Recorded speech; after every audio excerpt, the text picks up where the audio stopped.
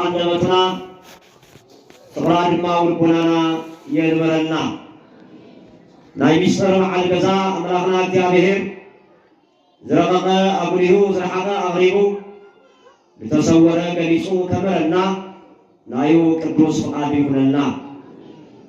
አነ ዘመረሉ አንደበት ስኻትኩም ድማ ትሰምዑሉ እዝነ ልቦና እግዚአብሔር አምላክ ይግለጸና።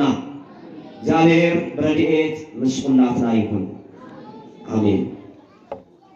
ትንቢተ ኢሳይያስ ምዕራፍ 38 ወደ 1 እስከ 7 ስራ ቤተከ እስመ ትመውት ወይትሐይ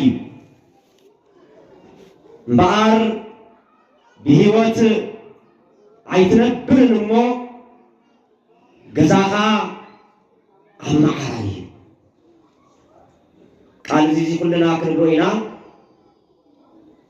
ክትመውት ኢኻ እምበር ስበሉ